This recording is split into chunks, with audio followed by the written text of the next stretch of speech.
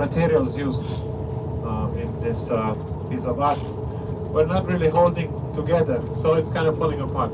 So they have to maintain the temperature of the room and also the humidity and everything in order, so it's kind of a vacuum sealed room just to preserve the masterpiece.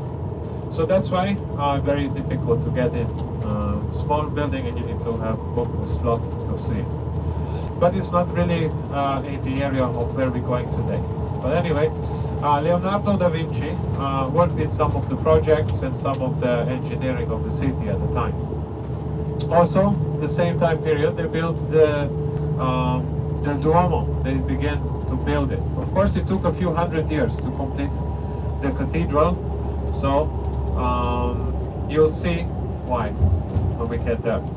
There is no need for explanation why it took so long. But usually cathedrals took a long time to build because why?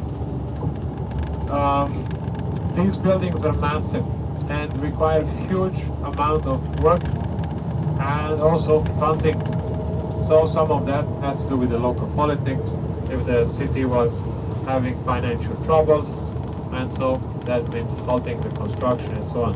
So a few generations of builders, masons, worked on the construction and creation of that masterpiece of Gothic art.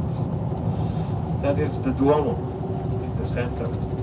But that is, let's say, the period of the Renaissance and a little bit afterward as well, because it took even longer period to finish. So many different parts of the building were created in different periods.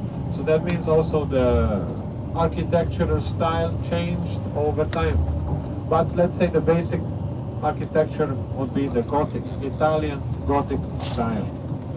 And the city went through different phases and also became part of a new kingdom over time in the 19th century. Creation of the Kingdom of Italy. Before that, there was no kingdom, no Italy. What was there?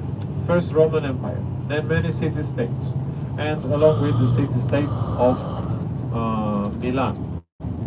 But then, with the rise of national identities and national feelings, it became a movement.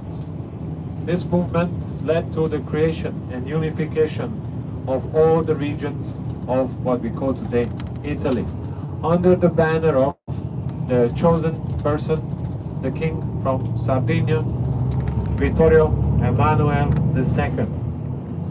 Vittorio Emanuele is a symbol for the Italian unity that was before the Second World War and the First World Wars.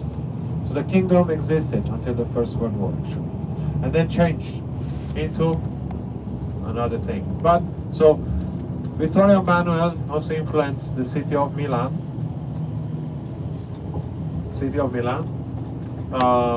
And that's why also we have a building designated for the celebration of the Kingdom of Italy, of the unification of the kingdom.